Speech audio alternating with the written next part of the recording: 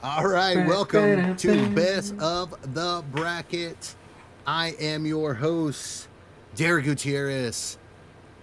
And with me, as always, is our three-man team. I'm part of that three-man team, and we got Houston Hoskins. Sarge, how you doing, bud? I've had better days. I'm a little hungover, to be honest with you, but I'm glad to be here. Oh, good. Trenton Gilbo, how's it going, buddy? That's going all right. Let's get some John Cena going here. Professor's ready to spread some knowledge on you folk. Yeah. Ooh, speaking of hungover, I got my nice little secret beverage here. Ooh, yeah. So good. We had some audio issues. I mean, we were supposed to start like an hour Yesterday? ago? Almost an hour ago. Yeah, yesterday. Yeah. Well, we did have audio issues. Well, we decided yesterday. We decided to go ahead and put up a watch along and then talk about some current stuff. And the audio issues that we had towards the end, it just rightly pissed me off. All right. Yeah. I'm a little hot right now, by the way, because then I had audio issues here, and just pissed me off. So I'm just not in a good mood. But you know what? What's gonna make me in a even better mood is talking about John Cena's greatest matches, because I am excited about this one. This has been on the bracket for a while. We're going to do a little different today in terms of how we're going to do that. I'm going to let Trent decide how to disseminate that information, but I do want to say putting the QR code right there. If you want to scan the QR code right there, that's going to link you to wherever you like to listen to podcasts. It's going to link you to our social media accounts and all of that good stuff. So I have to get that out of the way. Get a little business out of the way. Yeah. Take a little click of that. Yeah. All right. And so, Trent, why don't you tell the good fine people how we're going to do these brackets going forward? This is an ever-evolving show. We want it to be different. We said that yesterday. We just how can we be different? How can we do things differently than we did them before? But I'm going to go ahead and let you go ahead and talk about kind of what we're going to do, and then we'll go from there.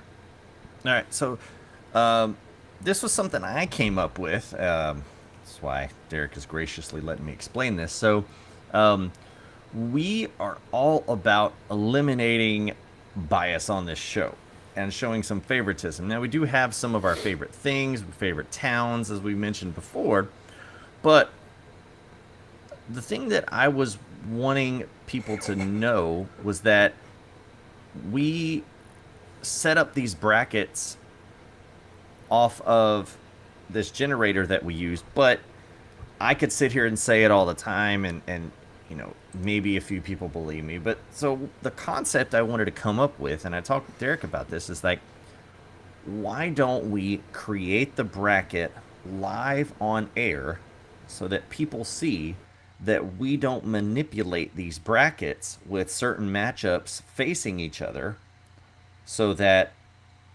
they genuinely see that really everything that we do is kind of off the cuff.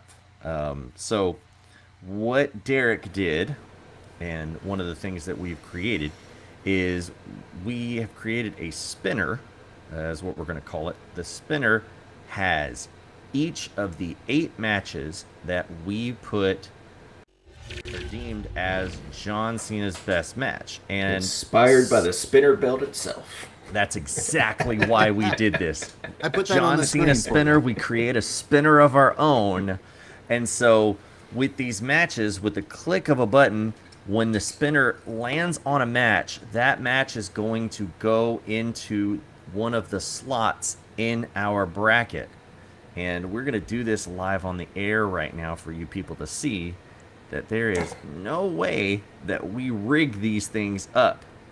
And so there, see WrestleMania 28.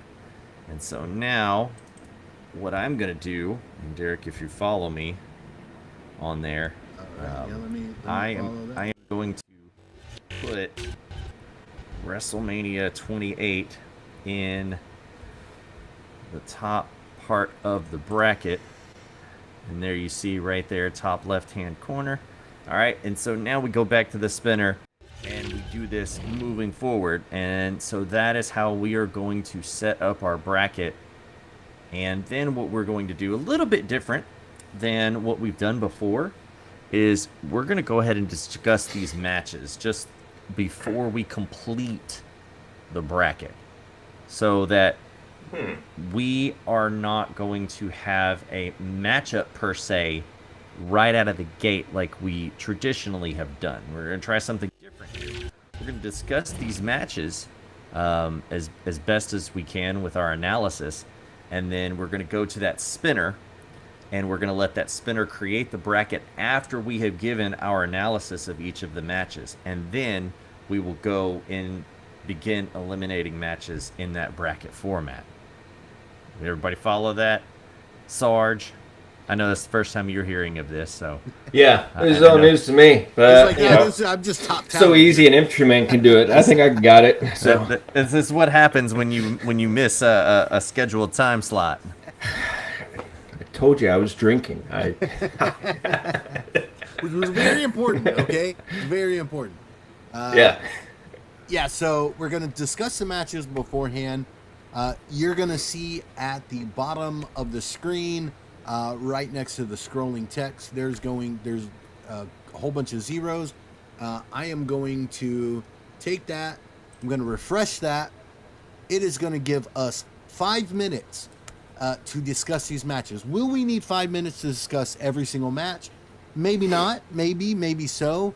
But we're going to have 5 minutes to do so. That way we can get all of the discussion out beforehand. What does this do? Well, this, number one, it eliminates just the repetitiveness of talking about, one particular match, it advancing, and if it happens to advance again, then we're talking about it again. So it just gives us some more, just a way to make it different, break it up a little bit. I think this is a lot better. Kudos to Trent for thinking about this bracket style. So I will give him absolutely full credit. So hopefully this is going to make it a little bit more interesting. But let us know in the comments. Let us know on social media. Let me put that QR code. So how am I going to ramble for 40 minutes if I only have 5 minutes? That's exactly why we created this. That's right. When there is no more about faces. I have a feeling a lot of these rules are made because of me. Well, rules are meant to be broken, Houston, but not this one. Sorry. Well, we say in the Army, usually rules are made up because of one dumbass. So I'm that one dumbass. It still holds true. Does anybody want to talk about a Hell in the Cell 98 or Yeah, I do. I still want to go on about that. Anybody that's new, go back and listen to us on Spotify, will you? Our episode about the Hell in the Cell, right? Or was it the Mick Foley episode? I think it was Mick Foley. Yeah, it was a complete about face. Houston spent about 40 minutes, talking about how great this match is. And then just was like, you know what? No, I agree with y'all. I think the other, whatever else was on there with it needs to go forward. I think I convinced y'all, and then I had to I was just... You convinced us so much, you weren't convinced yourself. Oh, fantastic. Good stuff. Okay. All right, so let's talk about some of these matches. So what, Trent, since you were the one... let's roll. What do you want to do? You want to do the wheel, or are we just to seeing what we talk about first, or we just want to go down our list? Let's just run down our list. Let's talk about each matches that we had for homework. And then after that, we will go to the spinner, and we will put all those matches in the bracket format, and we will go from there. Awesome, awesome. Do you got that list available just so I don't miss anything, or do you want me to pull it? Actually, I'm pulling it up right now. Let me pull that up Well, I was right It's now. on your spinner. Well, yeah, no, it is on the it is on the spinner, I guess. Well, yeah, I guess I could go that way. But you know what? To me, it's easier to see something in a list When it's format. not spinning. Yeah, when it's not spinning, makes me want to spin. I'm drinking a little bit. Spinning things might not I had necessarily enough be spin. good. Don't look at the spinner too hard, Houston. I All right, I've got this going on here. Okay, well, what's going on here? All right, maybe we might have to listen to the spinner. I don't know, listen to. Okay. or take a look at it. All right, here we go. All right, so first up, we've got on our list John Cena versus Shawn Michaels, Monday Night Raw, 2007. So who had that for homework? Not me. I had that one, and much to Houston's chagrin, as big of a Shawn Michaels fan as he is, you I am as well. I probably can't challenge Houston on that, but what I can say, and I know I'm not alone on this part, Shawn Michaels was the first guy that I became a fan of, and when I stumbled upon professional wrestling, and when I say stumbled on, it was by pure mistake. Shawn Michaels was in his heel era, vying for the WWF title against Diesel at WrestleMania 11. Around that time period, that was Shawn Michaels' run. And shortly after that, Shawn Michaels did his babyface turn, and I was a Shawn Michaels guy. When Shawn, my very first show, Shawn Michaels was on top. He had a main event match against Goldust at the Summit here in Houston, Texas, and I got me a Shawn Michaels t-shirt with him holding the belt on his shoulder like this. I remember the shirt like it was yesterday. Wish I still had that thing, because I'd be sitting on some money right now, and that would be a really cool thing to have in my trophy room that I don't have. But let's talk about the match itself. This match takes place on Monday Night Raw.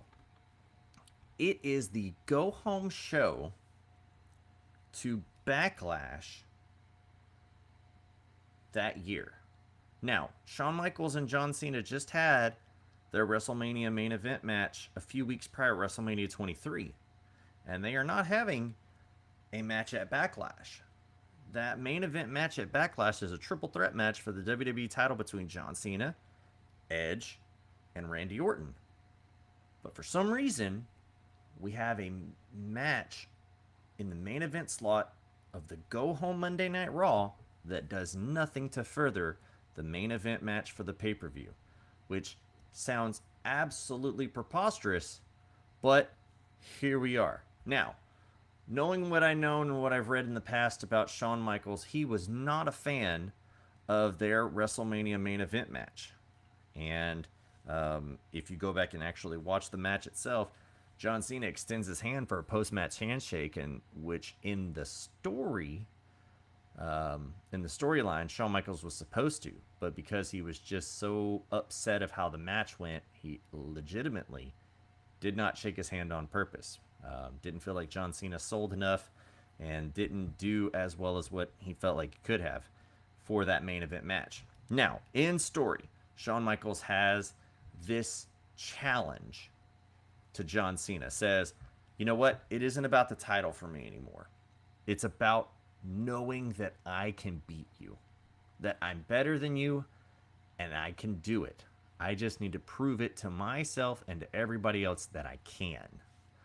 So, in a non-title matchup, these two go at it for 55 minutes and 49 seconds. So, a absolute marathon of a match, borderlining Iron Man match. But here we are. So the match itself is basically everything Shawn wanted it to be at WrestleMania. Great chaining, mat technician skills, John Cena actually wrestling, Sean putting in submission holds, doing everything that he possibly can to just show that he can outdo John Cena. And this is still at the time where we are still trying to get that STF over as a credible submission hold, which annoyed the crap out of me all the time. I hated it when he applied that move. It just didn't look, well, like it was really being cinched in there. But the match itself ends where Cena goes for an AA, and when Shawn Michaels lands on his feet on that AA, he hits the sweet chin music, and when John Cena falls, Shawn Michaels also falls because he put everything that he had left in his tank into that kick. He just so happened to fall on top of John Cena, landing on him, and the ref counted to 3. And John Cena got beat on the go-home show of a main event for Backlash, the Raw before. And so this match, Meltzer, as I was looking at it, Meltzer rated this thing. And as I watched it back, I would say I would give it a little bit higher than a rating, but this was a 4.25 star, but Dave's star ratings have changed over the last few years, so there's not too much we can really say about it. But that match itself was a very, very strong caliber match, and one of the first glimpses that we saw of John Cena actually being able to wrestle with one of the best to ever do it.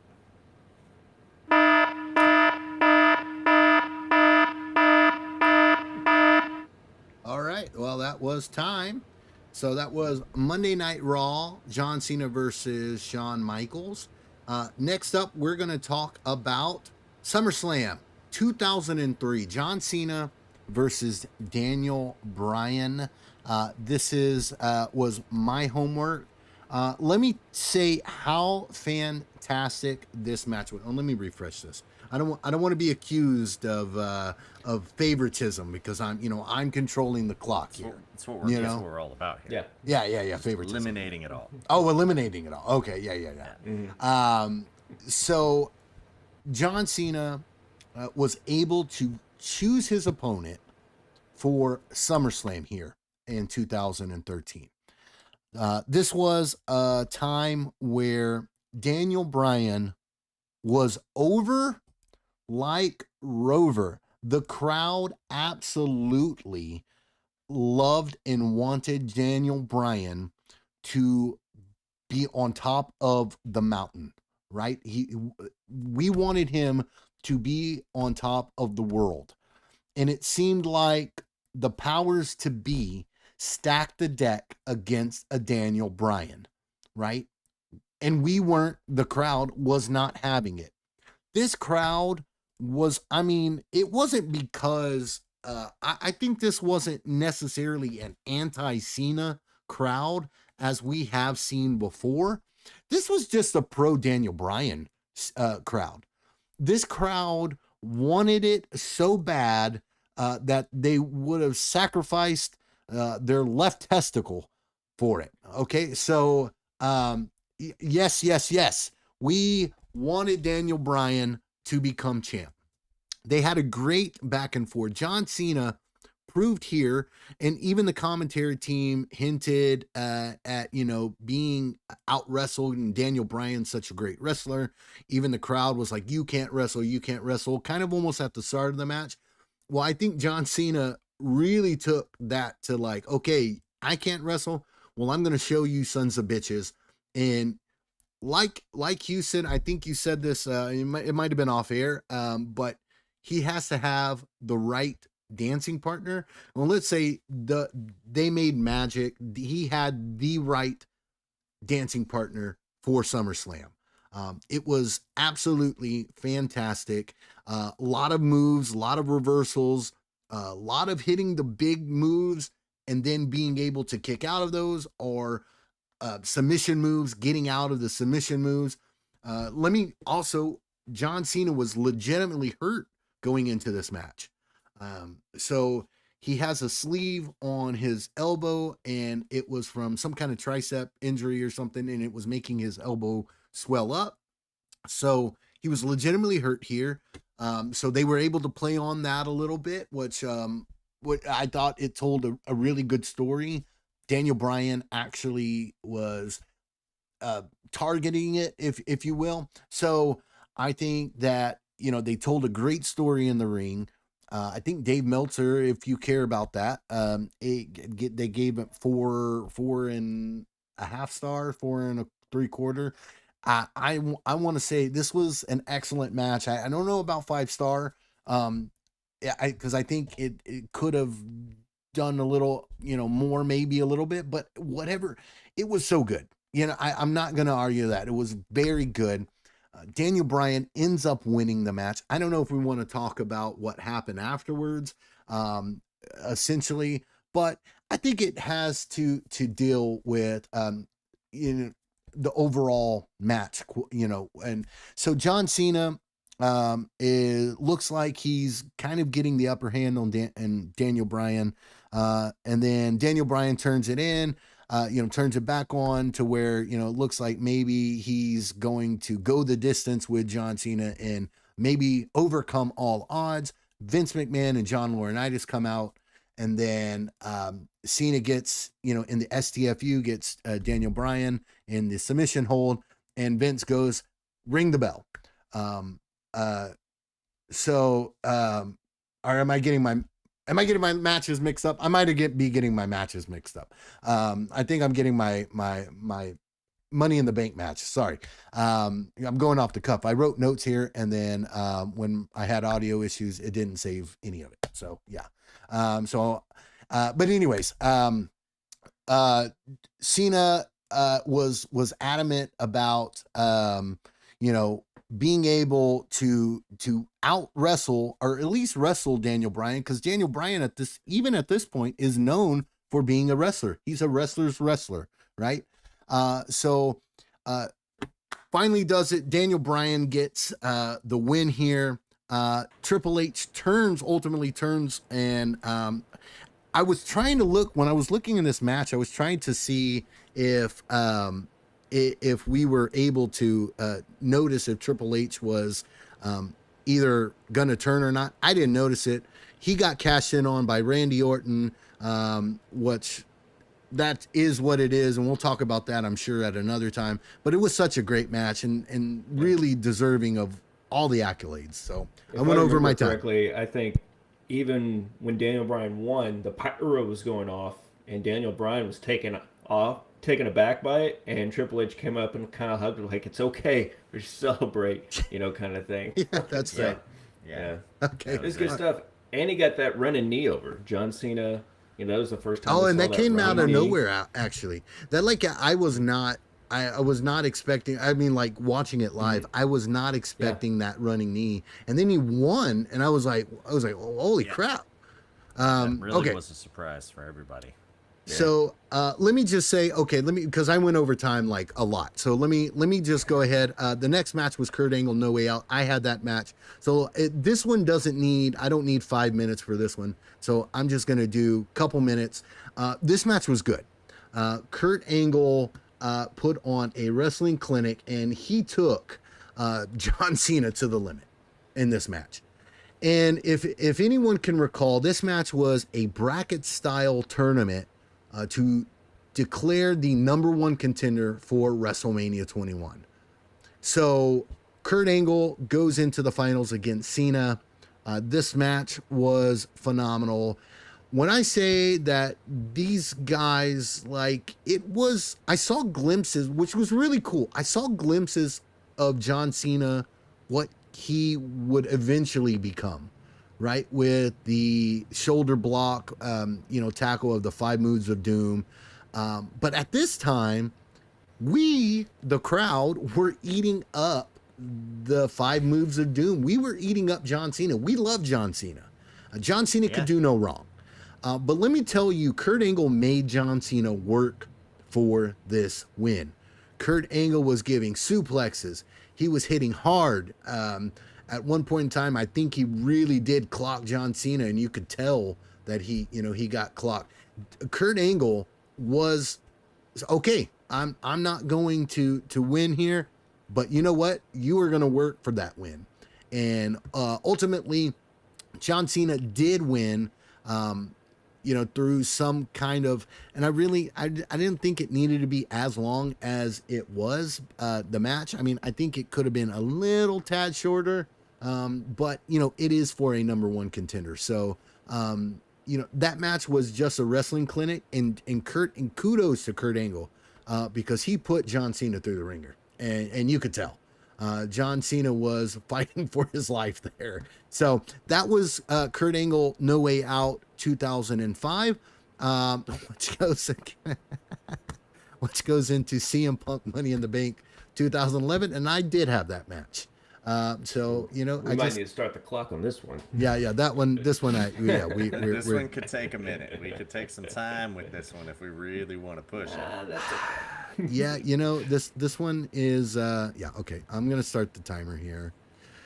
Where to begin? Where to begin? I don't know if anybody's seen this match before, so you might have to go into it. Not very well known match, not at all.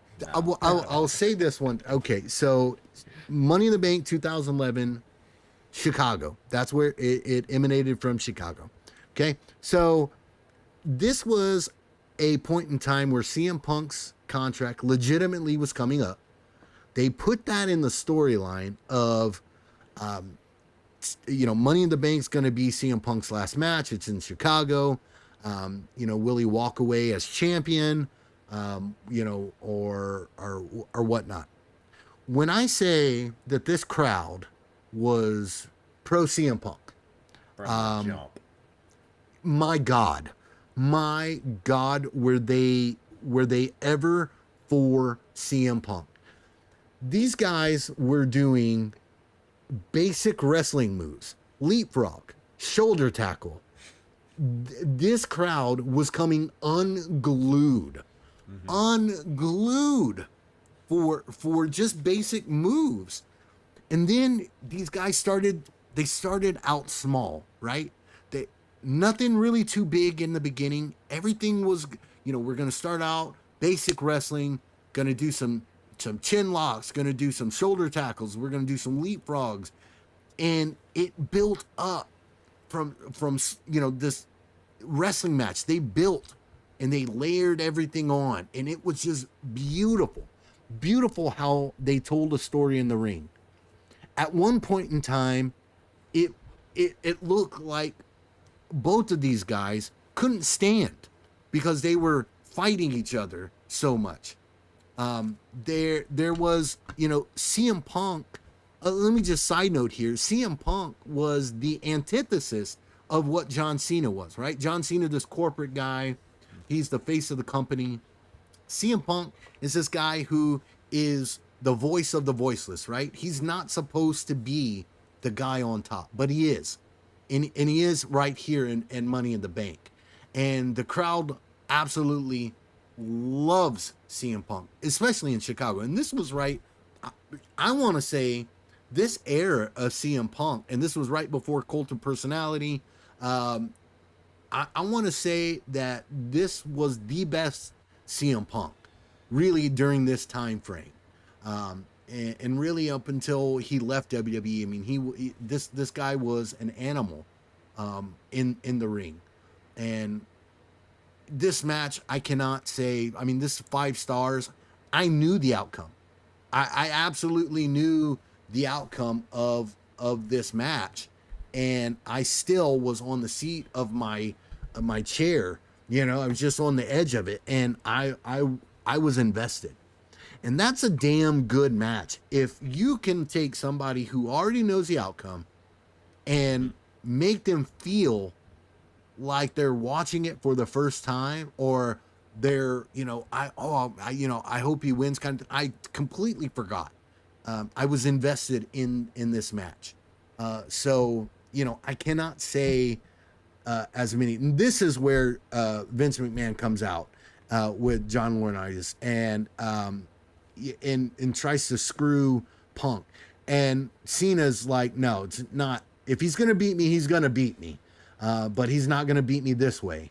And as soon as he rolls in the ring, he gets picked up for a go to sleep, hits a go to sleep, and then 1, 2, 3, CM Punk wins, and he leaves the WWE as a world champion right there on the top of the mountain. And, you know, at this point, John Cena had nobody to blame but himself.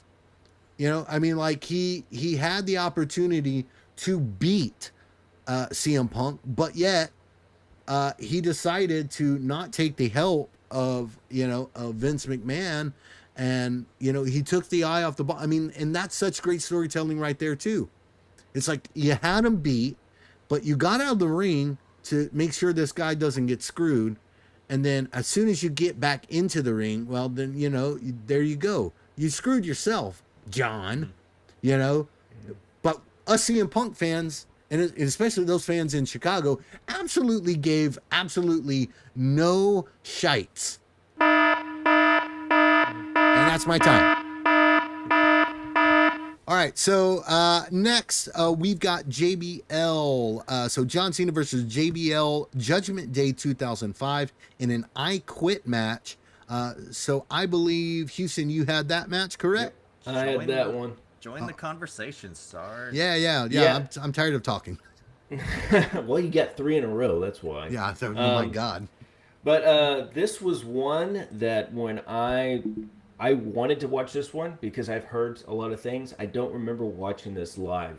But when I was watching it back, it was one of those matches where you're kind of like, should we have put this one on the list? Like in the first like couple minutes, it's like, this is kind of slow and paced. Now, some of the hits, some of the punches that JBL and John Cena were throwing at you look pretty legit and pretty snug. Like you could hear them reverberating off each other's skull. It sounded like they were just, hey, we want to make sure this one feels it.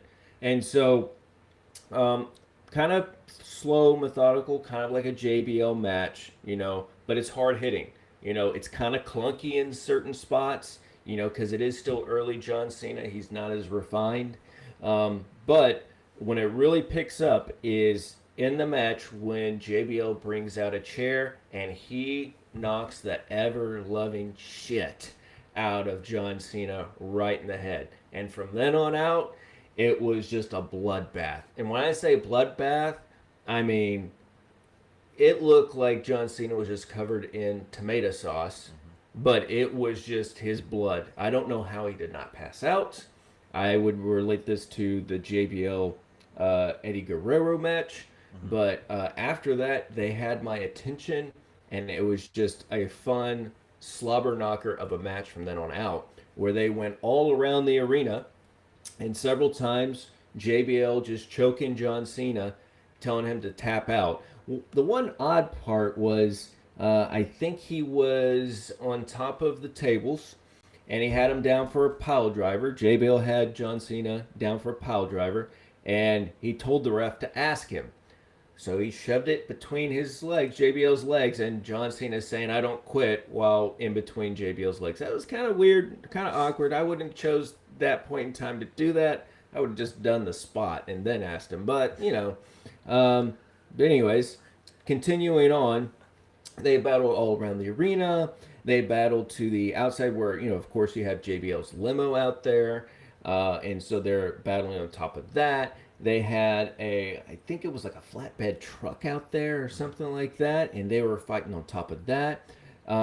It was really much a big spectacle, and they were doing AAs off, you know, off the limo, off here, and then JBL's giving them clothesline from hell everywhere, and just choking them with anything he could find. You know, the same thing a few years later Daniel Bryan would get kind of fined for, but gosh, really violent match.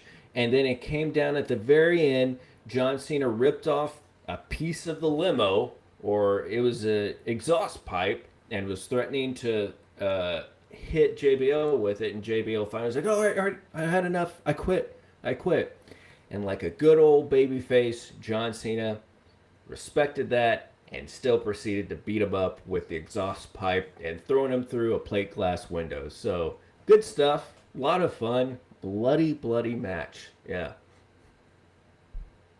All right, awesome. Thank you, Houston. Next we've got Randy Orton at Breaking Point 2009 in an I Quit match. So who had? I also mine. So there you go. So let me so refresh this. This one, I could kind of say the same thing as the last one, where I said after about 5 minutes, I was like, "Why is this on here?" And then the next 5 minutes, I was still asking, "Why is this on here?" And then after the match ended, I was like, "Why is this on here?" I'm sorry.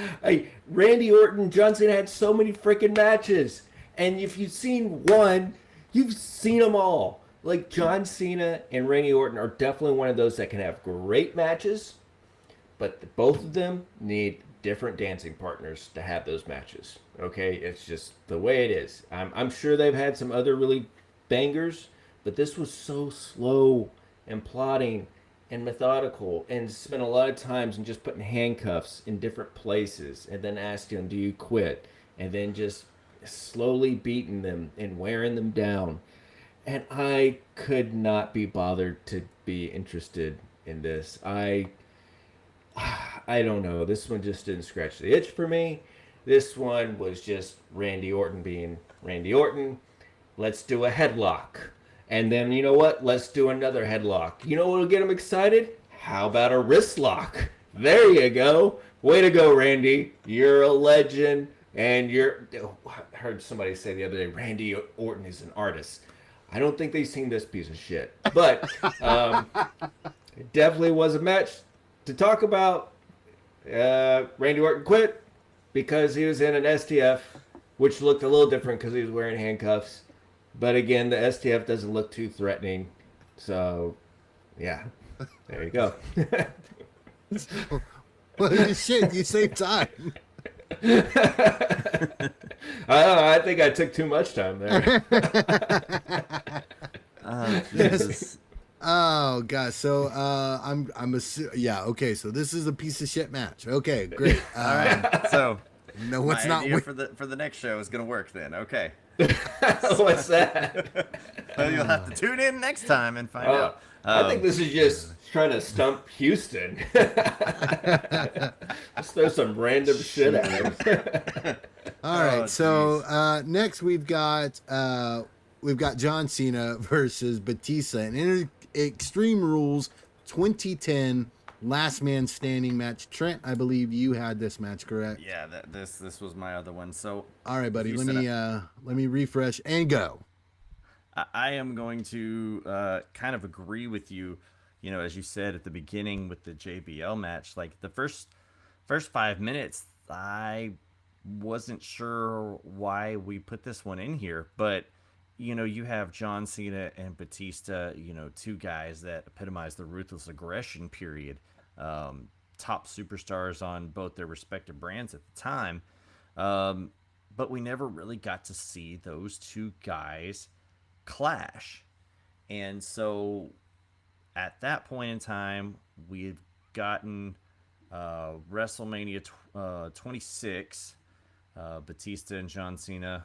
Batista went in with the title. John Cena got the STF and then tapped out Batista in that match to win the WWE Championship. Again, just not the greatest thing in the world to see the STF get tapped out to. But it leads to this match. So Batista attacked John Cena and said, guess what? It isn't going to matter what you do to me. It isn't going to matter. Submission, pin. It's only going to matter if you can stand up.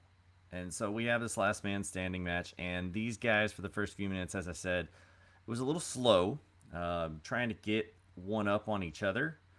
And then at some point, it was like the rules just went out the window. And these guys just started throwing everything they could. Big move after big move. And chairs, tables were being utilized, the ring steps. There was a point in the match where Batista had pulled out a toolbox underneath the ring, and the commentators one of the commentators, there was Jerry Lawler, Michael Cole, and Matt Stryker. I'm not personally a fan of a 3-man booth, but I think it was Stryker that was like, what is a toolbox doing underneath the ring? And Lawler was like, they need to build the ring with tools. And How do you think they put that up? Like, are you an idiot? So the toolbox, though, after all the tools got poured out, it wasn't what Batista was looking for at the time. And they continue on the match. Now, and I bring that toolbox up because it's important later on. These guys brutalized each other. And there was a point where Batista had Irish whipped John Cena through the barricade in that one little barricade spot that they kind of gimmick it to make it fall over. But John Cena didn't take a portion of it. He took the whole thing out. Like the gimmicked area that they have where they just kind of go through that one spot. He took the whole thing out. Now, I don't know if they gimmicked the whole thing or if it was just the force that he had went through it. But it was AAs on the ring announcer's table off of steel steps because Batista was going to Batista bomb him off of it. John Cena countered it with an AA on there. Batista still got up. At that point, John Cena was like, dude, what do I got to do? How did he get up? Screaming it at the referee. Batista hit Batista bomb after Batista bomb, and still somehow John Cena was standing up.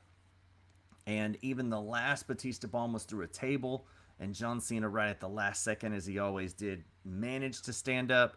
It was a part where Cena just rolled out of the ring to get to his feet instead of actually trying to stand up, which was actually kind of smart. But it was at that point where John Cena rolled out of the ring where we're going back to the toolbox spot. So they're outside on the ring, and just as Batista is starting to get back in the ring, John Cena grabs Batista by the legs and pulls him towards the ring post and, what is that? Forks Batista from the ring post. So Batista gets a low blow shot with the post right there, right? So John Cena goes to the duct tape that was in that toolbox and duct tapes the legs of Batista all the way around and then rolls back in the ring and just stares at Batista in the face on his hands and knees, just like daring him to get up. And of course, Batista, as strong as he was at the time, can't break the grip to reach the 10 count. So John Cena was declared the winner. But that ending is what led to the following matchup at Over the Limit. And that was where John Cena beat Batista in an I Quit match. And Batista was wanting to have another match. And Triple H was like, no, you've lost to him 3 times in a row. And that's where we got the infamous Batista in a wheelchair in a cast and sling on Monday Night Raw saying that he quits, that he is retiring. And that was the end of Batista as a full-time WWE competitor at that point. But it was this last man standing match that had a very comical finish with the taping of the legs. All right. Good. So next we have The Rock versus John Cena, WrestleMania 28, once in a lifetime. We talked about this match in detail last episode. So who had this on their Matt? I had this one. You okay? And I think we already know how I feel about this match. I think we do. Let's go ahead and let's review let it. the people. Yeah, let's let the give Yeah. everyone a fair shake. Got to give everyone one of the matches fair shake. So John Cena and The Rock had a match. Rock won. The end. Okay, so this one had a year build to it. We all know, which kind of upset a few fans, myself. Okay, because the already predetermined, like the main event's already made, and guess what? Everybody else that's here all the time, but they ain't in it. So, yeah. I mean, it is a big match. I mean, you have The Rock coming back. People were clamoring for it. I think more casual fans, but more hardcore fans, I think, like us, were kind of... I mean, it was kind of interesting to talk about, but I was kind of like, I really think somebody... I don't care if The Rock's just going to show up for little bits here and there. He doesn't need to be here, But they had a bunch of very interesting interactions leading up to it. I mean, you had some very hilarious spots. You had the Fruity Pebbles bit. You had the one where The Rock's at his, I guess, house You know, everything The Rock did was via satellite kind of thing, you know? So, yeah, it was just like, yeah, Rock's putting in all this effort to film his 5-minute segments from his house. You know, like, yeah, he's putting in a lot of effort, okay? And then, of course, you have the infamous, you know, other highlight where you have John Cena making fun of The Rock, having all his notes written on his arm, which I loved, you know? So I was kind of rooting for John Cena in this one. But, yeah, the match had all the pageantry in the world. I mean, the entrances alone, I think, took 15 minutes, you know, because you had other people singing them out. So they had their regular entrance, and then you had you had an intro before their entrance, you know. So you had, like, you had all this pageantry, and then the match itself, people there were actually clamoring for this. They didn't knock it, they didn't boo it, but they were definitely, every move, they were into it. But the match was very predictable and kind of by the numbers. The only thing that kind of threw me off was at the end where The Rock won at the end, which kind of, I would thought this was a once in a lifetime. So I don't know why you'd bring back The Rock to beat your made man and not throw him a bone so he could pass this torch off to somebody else. So that's when, once The Rock won, I was like, I know we're running this back probably next year. I already knew it, and it kind of pissed me off again a little bit more. But, I mean, it did lead to an interesting story where John is kind of like in a slump. So, but again, in storyline, it didn't make sense either because he got more title shots, and it's kind of like, well, why is he getting title shots if he's openly admitting he's had the worst year of his, you know, career? So, the match itself, it was fine. It's good. There's nothing really to complain about too much other than it just being kind of predictable. So, and then other than the outcome, that I was surprised about that. But yeah, that was the match. It's what it was. It was good. Okay. All right. Well, there you go. That was the match. Okay, so we have gone through every single match that we have on our bracket. Trent, do we want to talk about some of the honorable mentions that we did have on this bracket, or do we want to save that for another time? We'll save that because if some people hear that we didn't put some of those honorable mentions on there after hearing Houston's review of the Breaking Point match, we're gonna have some people to answer to. I gotcha. Okay, so let's go ahead and go to our wheel of wrestling. I don't know. Let's go to our wheel of our matches, and let's see what goes into our brackets and what faces what. So I am switching that now. So here we go. So Trent, are you ready? I am ready, sir. All right, Houston, are you ready? No. Wait, yeah, now I am. Okay, there we go. All right, so here we go. Got to get another drink, I guess. Oh yeah, hold on. That reminds me. Hey, Okay. my alcoholism is very much contained and under control. All right, here we go. Here is the first match. Spinning right now. Dun, dun, dun, dun, dun, dun. And we have Oh, interesting. Judgment Day Judgment 2005. All right, Judgment Day. All right, and got our next spin. Here we go. Monday Night Raw. Jeez. John Cena versus Shawn Michaels. Oh man, Oops, That's a tough one. Oh, I meant to remove that and I didn't. If it happens That's again, all right. I'll just remove it. Sorry, my that's bad. okay. My hand slipped. I went to go and.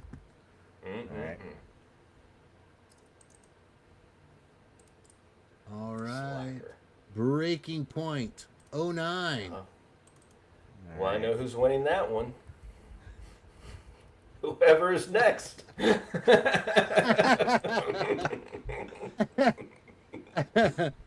Or is it? I don't Hey, congratulations to Extreme Rules.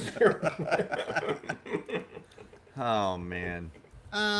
Extreme Rules won that one. Okay, here we go. If it's Monday Night Raw, let me just remove this. Okay. Meh. Yeah. Okay, let me remove this. That one didn't count. Okay. Let's do over. Do over. Do over. Money in the Bank, baby.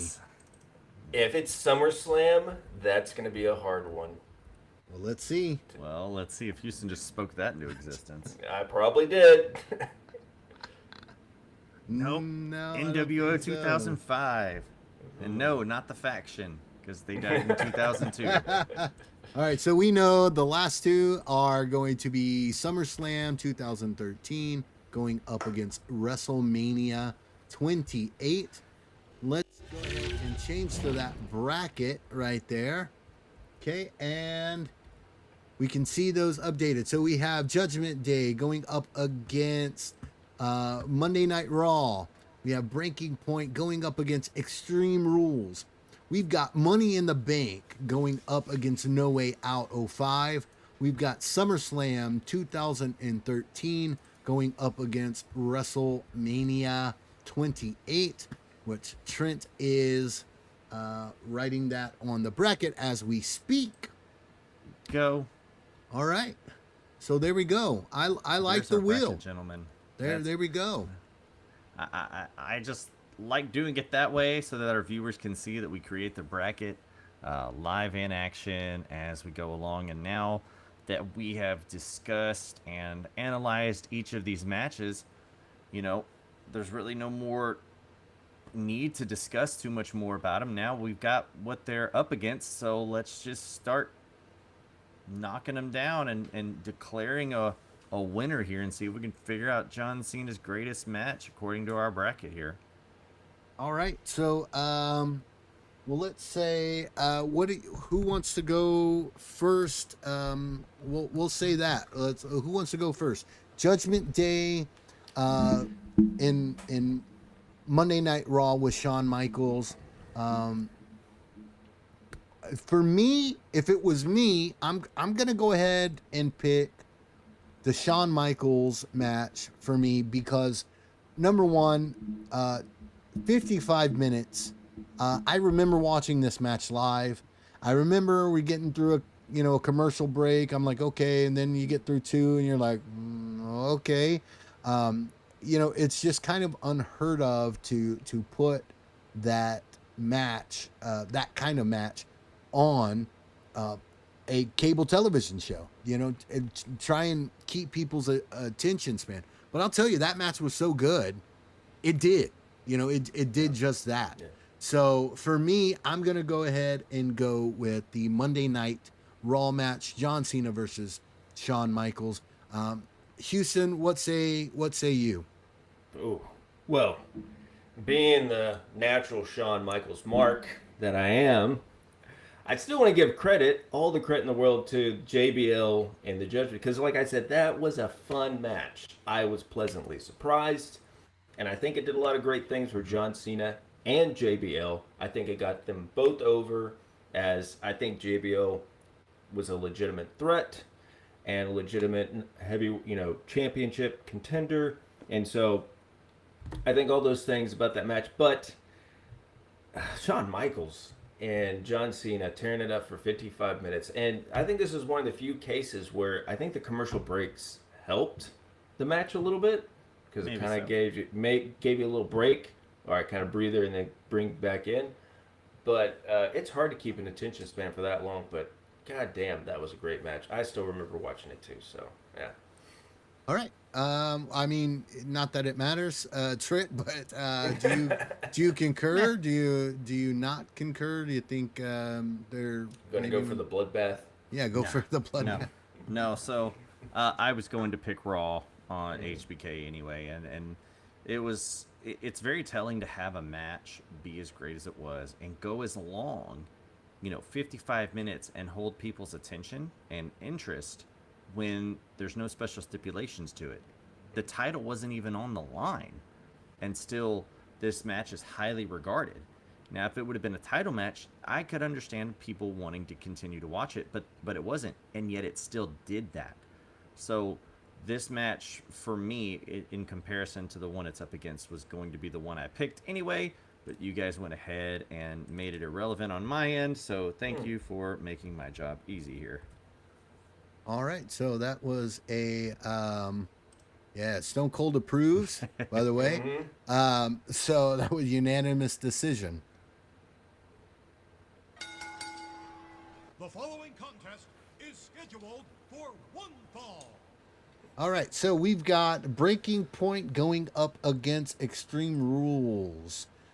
So I'm going to defer to Trent. Trent, what are your thoughts on that? It's right, Okay, all right. Nobody wants to defend it? Nobody wants to defend it. No, anybody? No. Okay. No. Randy Orton pops his head up and be like, "Hey, wait a minute." Sorry, Randy. Like, you have a good RKO. yeah, that's true. All right, well, that was it. Okay, that was the quickest decision I think I've ever seen on this show. Yep. All right, so let's. The following contest is scheduled for one fall. All right, Money in the Bank 2011 going up against No Way Out 2005. I think, Houston, I'll go ahead and defer to you on this one. Where do you see yourself, a fresh John Cena or a Cena that has been established, by 2011 for sure? And where do we go from here? I think the No Way Out is an important match in John Cena's career, and it was another mark for Angle, showing that he can work with anybody and can get anybody to that level with believability. That's what he's there for. And great match, but it doesn't compare to that match. That Money in the Bank is such a watermark and just such a defining point at the next era that company was going into, because up to that point they were in the dumps. I myself was not watching on a regular basis until I saw the pipe bomb, and then I saw that match. That was the first time buying a pay-per-view in a long time, and I loved that match. You can still go back and watch it. I go back and watch it on a regular basis, so for me it's Money in the Bank. All right. Trent, I know your answer, but I'm going to go ahead and let you talk about I'm going to pick Money in the Bank. You knew that already. It's one of my favorite matches ever. I've probably watched that one in as many times as I've watched Shawn and Taker 1. This was where I saw John Cena wrestle. It was a match that I just couldn't stop watching, and we talked about this off air. My wife at the time was like, "Are you watching that again?" I watched it like 6 times in 3 days, and this is a 30-minute match. I just couldn't wrap my head around seeing John Cena wrestle a good match like this. And Houston, you mentioned No Way Out 2005. This is where Vince has pegged John Cena to be the next guy, but we're going to put him up against measuring sticks along the way. So, like, Kurt Angle was a great measuring stick to really kind of test John Cena's mettle.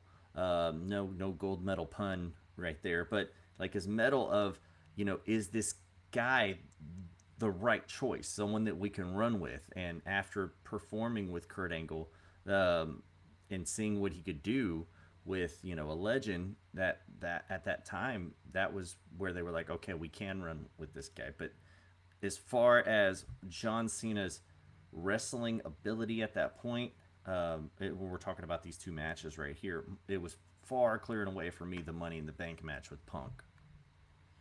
Definitely. Yeah, I agree. Unanimous decision there.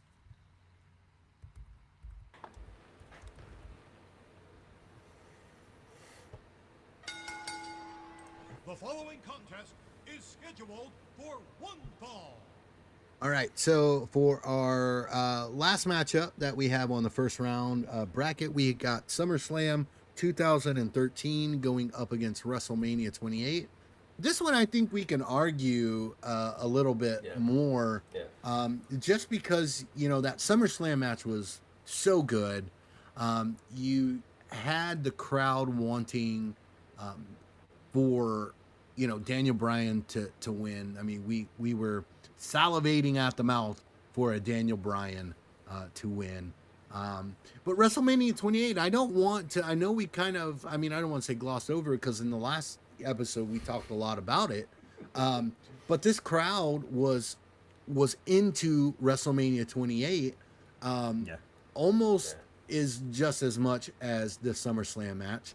But however, I think the SummerSlam match just really and I don't want to say maybe by hair, but by a little bit for me had a slight edge over the WrestleMania 28 match. I just think the in-ring work was so good. I think Daniel Bryan brought out the best of John Cena. He really did. It was in the Kurt Angle match, right? Kurt was testing John Cena. Not that John Cena was testing Daniel Bryan, but he really he really hung in there with him. I think Daniel Bryan did make him work a little bit, but it was fantastic. So for me, I'm gonna go with the SummerSlam 2013 match for me. Trent, let me ask you where you heading? I'm going to tend to agree with a lot of the things you said about the SummerSlam match. I think you're right. I think that's where we saw more of John Cena wrestling. Daniel Bryan, had to, it's kind of strange to say that your champion had to come up to someone else's level who was, for all intents and purposes, beneath him in the grander scale of wrestling minds. Per se, and we'll just say Vince McMahon just because he was the one in charge at the time. But nonetheless, I think as you said, we've glossed over WrestleMania 28 a lot and enough. We have declared that before of, a great match of both competitors. It was something that we talked extensively in the Rock episode we just did. And correct me if I'm wrong. I think we declared that one to be the greatest WrestleMania main event of all time, based on a bunch of other factors. Yeah, we're human. We make mistakes. We're all young ones. Well, if you go back and listen to some of some of our other episodes, we might have made some bad calls, maybe. Sometimes we get a little heated. Sometimes we get a little enthusiastic. We react in the moment. We act with the times. We react with stuff's going on too. We just it happens. But nonetheless, and just because I wanna hear a Houston rant, I'm gonna pick WrestleMania 28. Oh, God damn it! So you said you are in the hot seat here. Ooh, where am I gonna pick? No, I mean, Derek, I think we've talked about this before when it comes to Shawn Michaels. You don't like the Iron Man match he had with Bret Hart as much. Mm-hmm. I really love that match. 28, I can see why a lot of people really love that match because it has all the ingredients of being a great WrestleMania, like everything coming together. But for me, just for personal reasons and everything behind the scenes that kind of soured me on it, and just the kind of by numbers match it was, I can't pick it. So yeah, SummerSlam for me, of course. So yeah, I mean, like I'm not discounting every single other main event. I just felt like, I think with the build up for that match, I think that was like the first time, at least in a while at that point. That it we was had like seen something like that. That it was a different feeling going into that main event than years prior. So, but we'll talk more. But I mean, that's also leading to that you declared that, and then you had the Summer of Punk. So that's what throws all that off. What makes it stupid. So let's stay on this side of the bracket. We just talked about SummerSlam 2013. How do you guys think it fares against Money in the Bank against Punk in 2011. Ooh. Interesting. So I'll go first because I still want more to say about SummerSlam.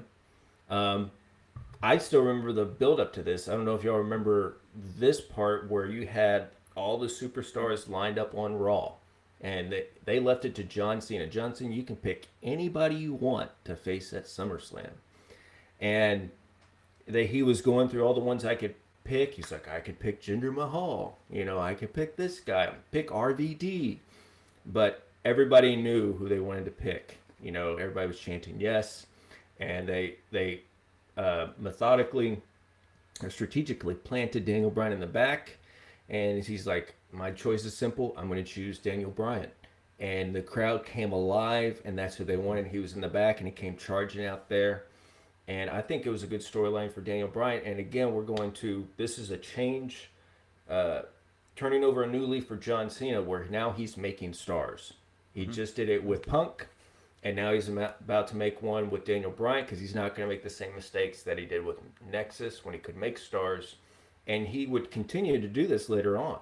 He'd go through a streak where he's doing stuff with Sami Zayn, Kevin Owens, and he's making those people established stars. So, yeah. I was going to say, as much as we hated on John Cena, back in the day, if you really take a step back and look at some of the things that he did and help establish some of the future stars of professional wrestling, a lot of them that we still have to this day, man, there's a whole lot that you can really say about what John Cena did for the business to help it out. And so I think a lot of the hatred that we kind of gave him was a little unjustified, but we were in our fandom at the time, and we were pushing against the machine, and that's what we were doing. And so now, as we are a little more wiser to the business, like I said, we took a step back, and we've seen really what John Cena meant to WWE and to professional wrestling as a whole. And so that's why we got, us even kind of giving him his flowers right now. Yeah. Say maybe we're a little too judgmental, on him. So, yeah. Well, Derek, what do you think? Money in the Bank or SummerSlam?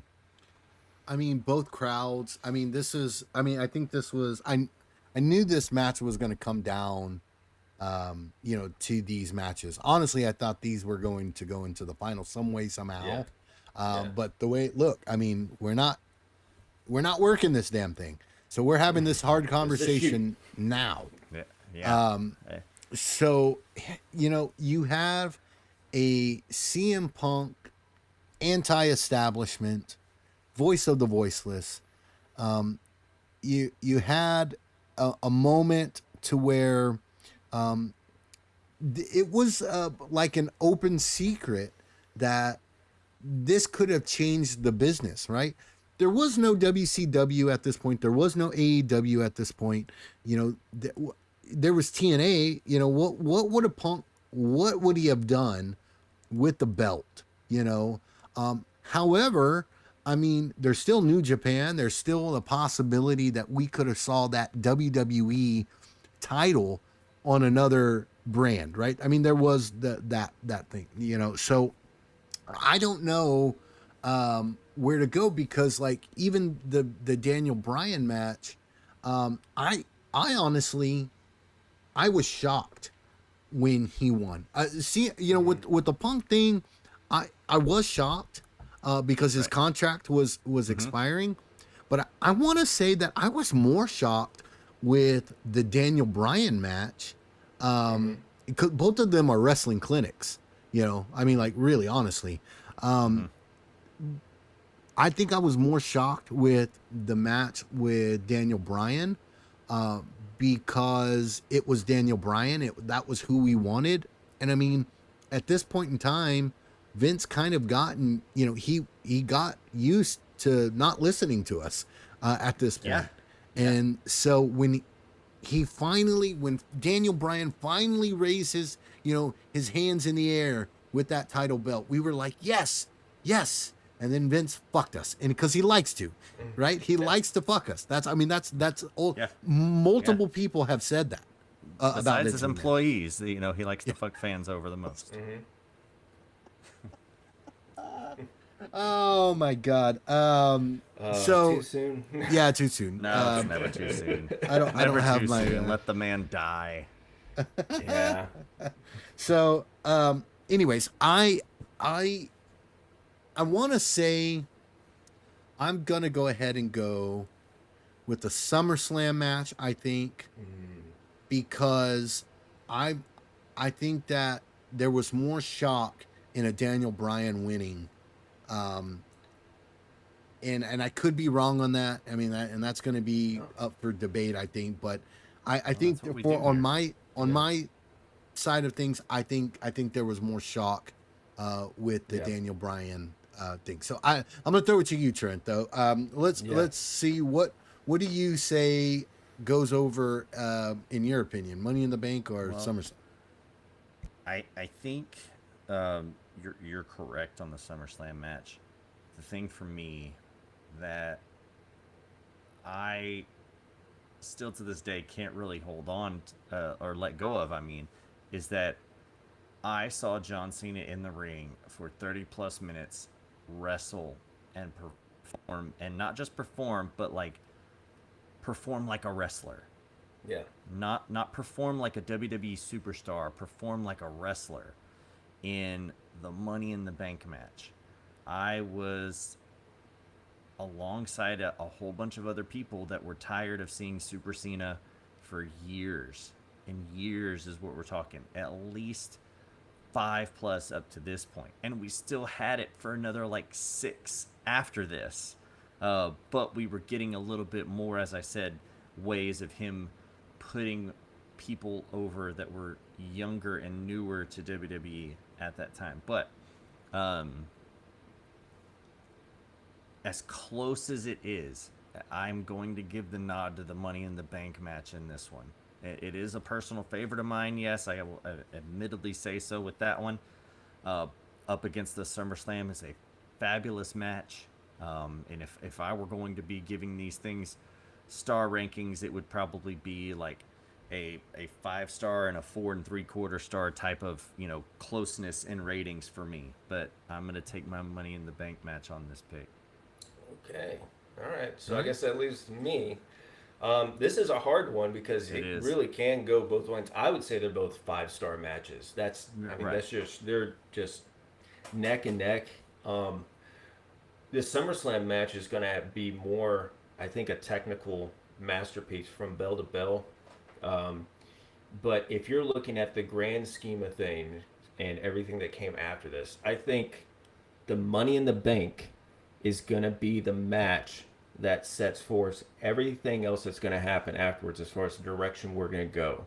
They saw this can make money. People can get behind a guy like CM Punk, who was an indie darling. That's all they thought of him at that point. But he dropped that pipe bomb.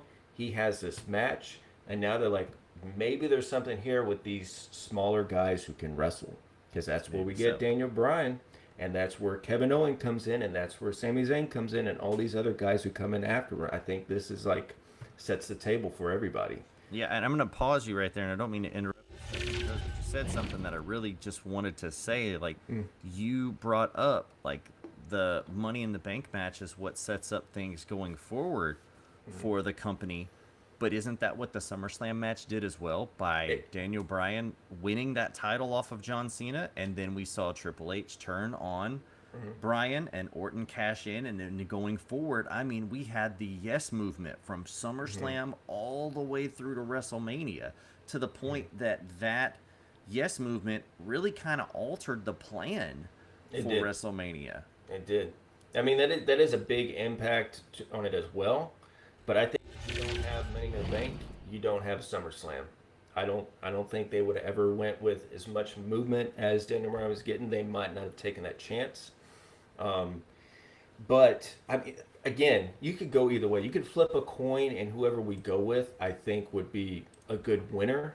But I'm gonna have to go with the Money in the Bank just because of everything that comes with. I'd still go back and watch both these matches, Absolutely. and I'd still go back and watch the build up to both these matches. So, but I'm gonna have to go with Money in the Bank. All right, Yeah. there we go. So we've got Shawn Michaels and John Cena on Monday Night Raw going up against Extreme Rules. Houston, I'm going to go ahead and just throw this one to you. Okay. What what do you think about these two matches going up against each other? I still like the Extreme Rules very, very much, but I maybe it's still the Shawn Michaels mark in me. I just still really love. This was just a pleasant surprise. Like I said, I still remember turning on Raw, watching this, and thinking this is going to be a 15-minute match, and then there's going to be a run in, and we're gonna have a schmaz, and that'll be the end of it. But then went to commercial break. I kept wanting to watch, and then I saw kickouts of finish. Like, holy shit! Maybe we're actually trying to get a definitive winner here, and we just saw another Shawn Michaels clinic get put on here with John Cena, and seeing Cena as somebody who can be in a wrestling match, kind of thing. So I'm gonna go with the Raw match. All right. Trent? All right, you're gonna throw it to me. Okay. Well, um, as much fun as the Extreme Rules match is, and like we said, this was a moment in time where we got to see basically what was the two guys leading the Ruthless Aggression era finally getting something between the two of them, because it was almost kind of like never the two shall meet for the longest time, right?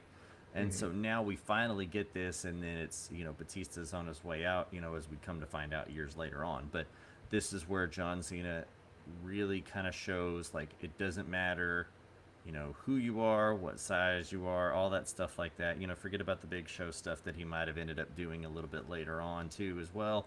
But it was fun, and it was what it was for what it was supposed to be. This Raw match had no business being as good as it did on a Monday Night Raw. For all intents and purposes, this should have been the WrestleMania 23 main event. And if this would have been the WrestleMania 23 main event match, this one might have been the one that people would talk about as the greatest main event match in WrestleMania history. Yeah. It would have been up there. It would have been. And that is very telling. Like you said, Houston, we're expecting something, but then we got like gold. We're shuffling like a miner looking for gold, but it's like, it's just gonna be the same old day, rocks after rocks after rocks. Oh damn, there's this gold nugget I just found. I wasn't expecting to. And that's what that Raw match was with Shawn Michaels that night.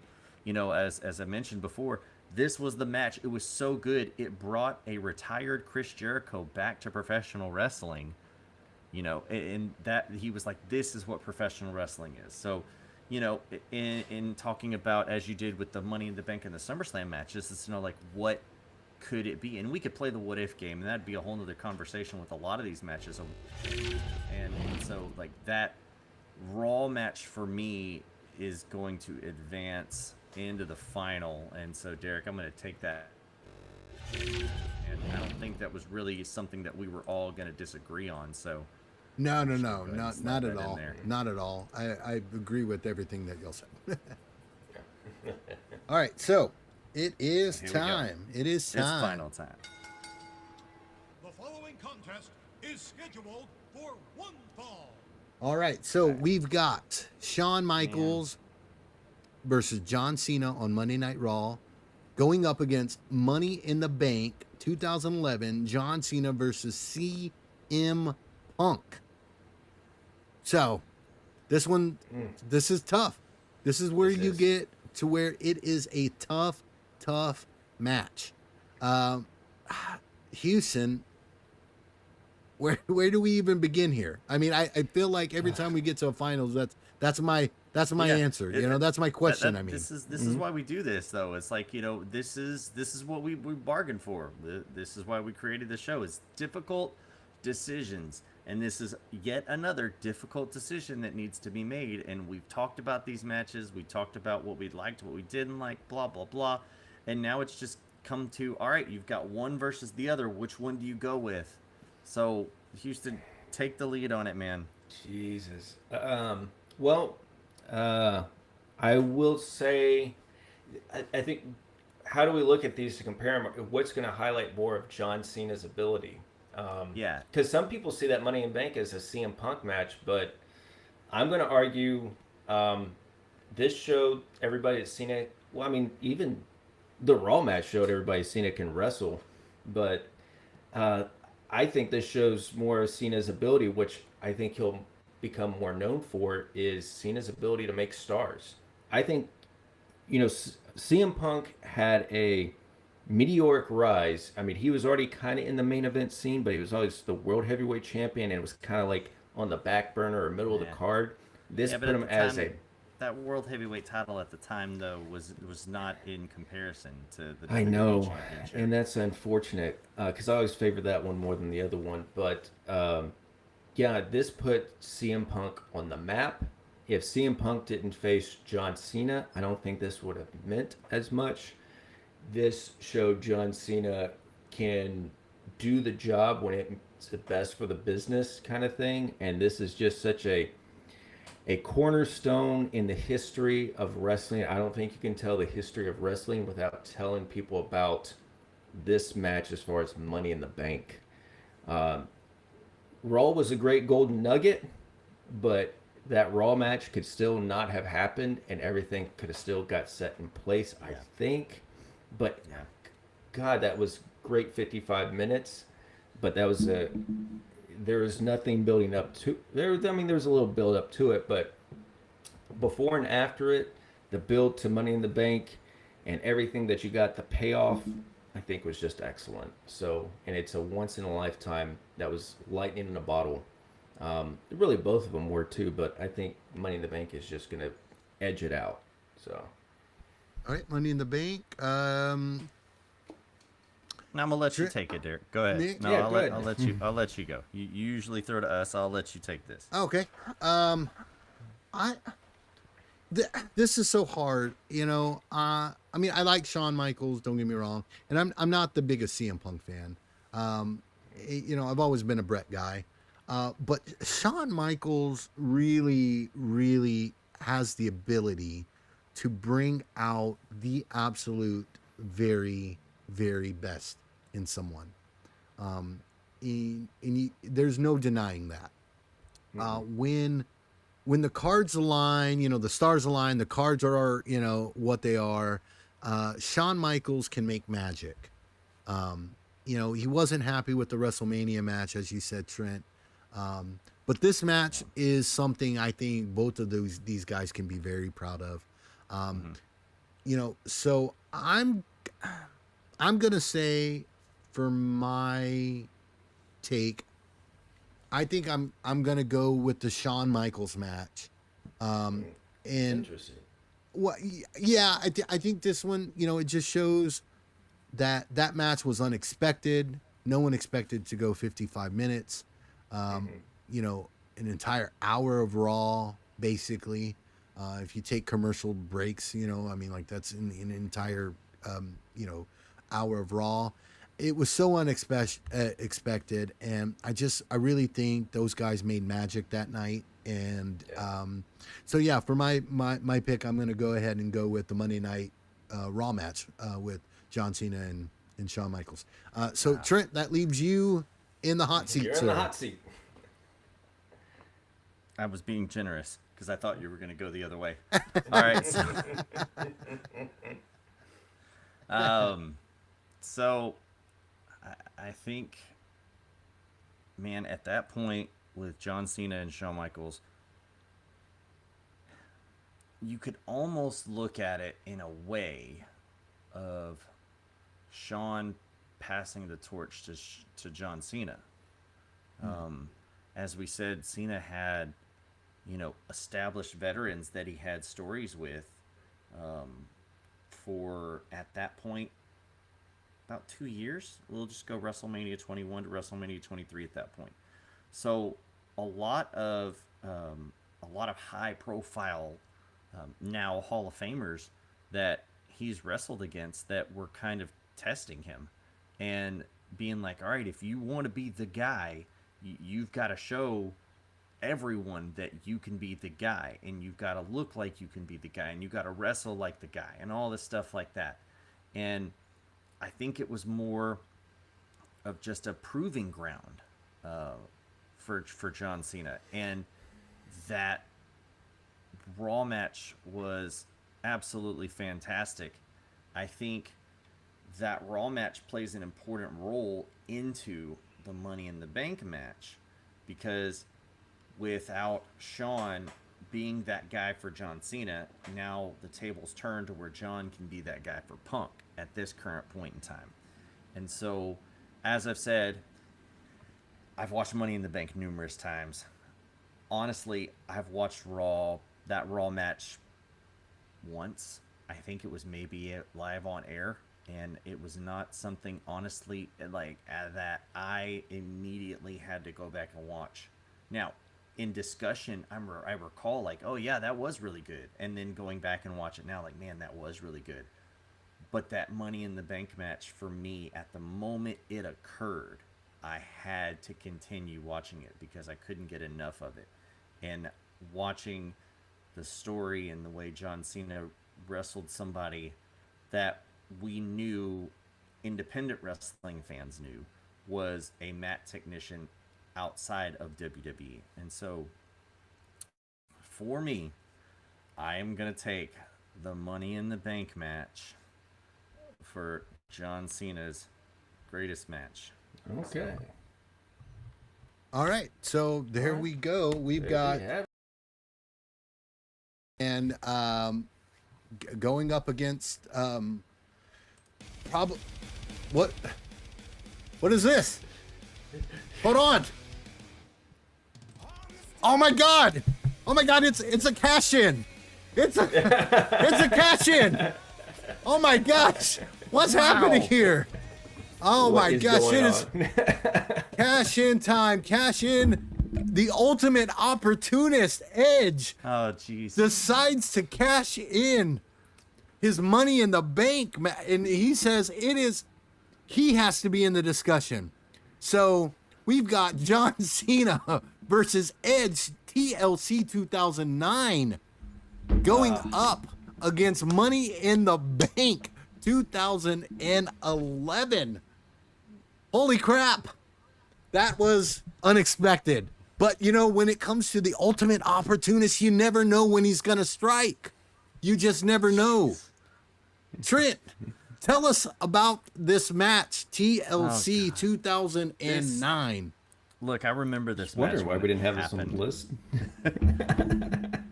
I remember when this match happened. This was just another notch in the great feud with John Cena that Edge had. This was the build where Edge went to John Cena's dad's house and smacked him around in his own home. If you remember, that was the build up towards this match right here.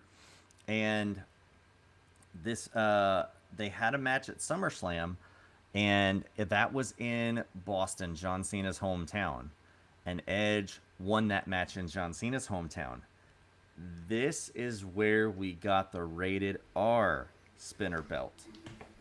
We got that belt going into this match, and so now with the TLC match being in Edge's hometown of Toronto, the Rated R spinner belt is going to be hung up and contended against John Cena and Edge. Now, this match was guns blazing. Now, everybody has already come to know what those three letters mean, and it is just barn-burning crash TV in those matchups.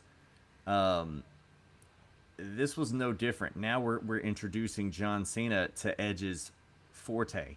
And so this matchup is just tables, ladders, and chairs left and right being utilized all over the place. And you've got Lita out there on the outside. Remember, Lita's running with Edge at this point. She is the one that is helping Edge try to distract Cena numerous times throughout this match. And there's a moment where John Cena actually takes a ladder and does an AA with the ladder on top of Edge, which was a wild thing to see. But at about the 24-minute mark, something like that. This is where we're starting to get into the finish. There was a little bit of a wonkiness with the tables that they had set up, because they had double decked the tables for the finish of the match, and one of the tables had fallen over, so John quickly had to put the table back up there in place. And they had the larger ladder was the one that was being the centerpiece in the ring, and not the 8 foot, wherever many feet they are. But both of the guys at this time are starting to climb up the ladder, and they're both reaching for the belt. And John stops reaching for the belt, and you're kind of like, what is he doing? And he just grabs Edge and puts him in an AA position and tosses him off of the ladder through the double-decker tables, and reclaims the WWE Championship in Edge's hometown. And so they both traded off wins in each other's hometowns against one another. So this matchup was a barn burner of a match. So something that I guess Edge wanted us to definitely talk about here, and challenge what we thought was our winner of the bracket. So what do you guys think of this cash-in opportunity here? Oh man, well, Edge is totally the ultimate opportunist for sure, and I think this makes up, I think, in Houston's mind, for the quote shit show that was the Randy Orton match. So let me throw to Houston. Houston, what do you think about Edge cashing in here? I think that y'all try to find new ways to throw shit at me. I think the people are going to tell who's in more production meetings. It's not me. It's a pleasant surprise, I'll tell you that. It's a very pleasant surprise. I love this match. This is one of my favorite Edge matches, and I've always loved the John Cena Edge feud during this time, because I thought they balance each other out. So they were the yin to the yang kind of thing. So Edge has always been one of those people, he's willing to do all kinds of crazy stuff to get people to look good. And he knows always how to make other people look really good. And I think this was a great match for Edge and a great match for Cena. And I think this is one of those wins that kind of made sense for him to win. I just wish they would have went to Mania and continued the feud. But yeah, I'm going to go with the TLC match on this one. So yeah, why not? It worked. It worked. Oh my gosh! All right, so TLC match. Trent, what do you choose? TLC. What do you think about Edge cashing in his opportunity? It's really cool as a, pull back the curtain a little bit. It's an idea we conjured up earlier today, actually, Houston. So, I like it. It wasn't something we talked about last night, but this was something we just came up with, because, as we mentioned earlier, we make mistakes. For some ungodly reason, this one got left off of our list completely, and we somehow missed it altogether. And then when we put it out on our socials, somebody had mentioned, "Oh yeah, I really love this match," and so this is all thanks to some people that are our followers or listeners. This is what we want. We want our listener input to kind of help put things together and kind of understand what you guys think. And this was an error on our part, and we felt like, man, there's no way that we can make this change now. So how do we change the bracket? Well, came up with the idea of doing what Edge is known for the best, and that's cashing in on John Cena. and so after we got to the point where we had established our winner, Edge cash in this opportunity and put this match in and just try to see what we can do. So as you said, it was a pleasant surprise, and I think it went off a little bit better than what we anticipated, honestly.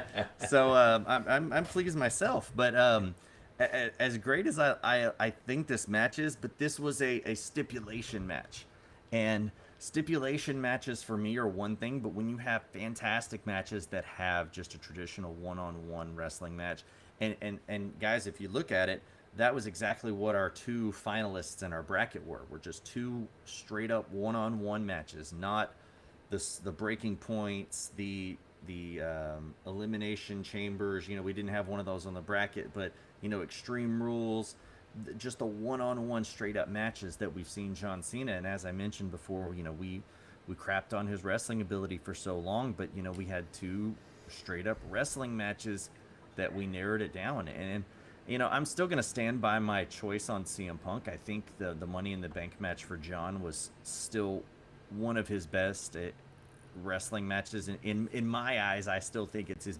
best wrestling match. You know, I think the biggest struggle we had was with the SummerSlam and Daniel Bryan, but the TLC matches was fun. I think this match, though, the Money in the Bank is going to be my pick over the TLC match, though. All right. You know what? That is a fair point. I think I love the feud with Edge and Cena. I think that it was, like you said, yin to the yang. I really do believe that. Right. I think, however, that being said, I think that it wasn't up there. That match for me wasn't up there quite as the Money in the Bank match, in my estimation. And I say that with, I mean, I don't want to say slight hesitation, but I mean, it's so hard when you're talking about two greats, as Edge and CM Punk. I mean, that's just, those matches are so good. And I think Edge has had every right to be in our bracket, but for some ungodly reason, like you said, it just wasn't. And I don't know. What goes to show, we make mistakes sometimes too. Yeah. Okay. We're human. So Right. we make mistakes. So I think that yeah. So for me, it's gonna be the Money in the Bank match. Which, you know, I don't think there's anybody there really is gonna argue too much about that. I think that it is a great match, and I think we can now say that it is John Cena's greatest match.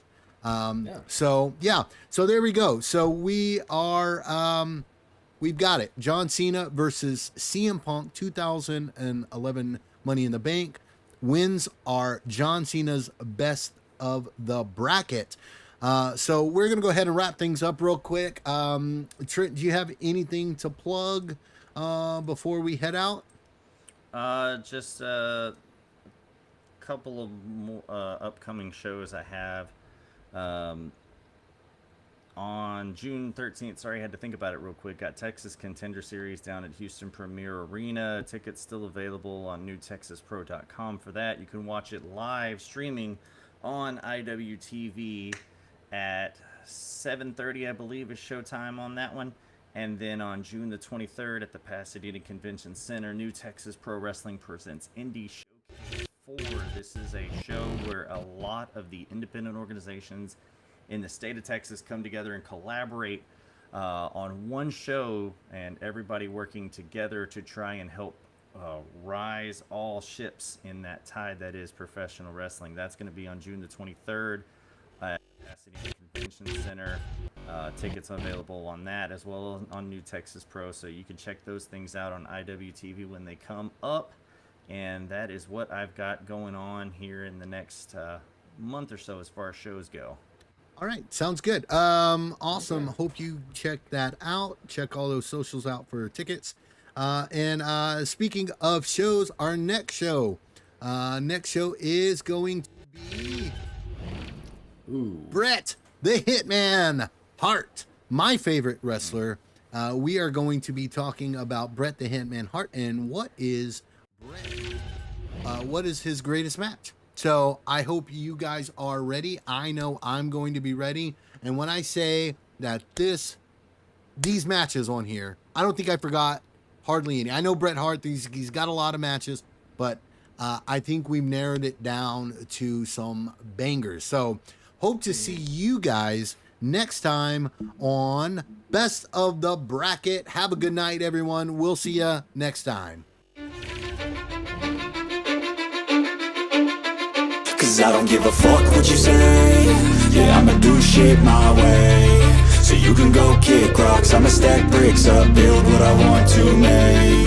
Yo, I got a lot of shit to say, so I'ma do this every day. I'll be writing things until I'm fucking buried in my grave. 6 feet deep under, but my body won't decay. Cause my messages are timeless, so they'll put them on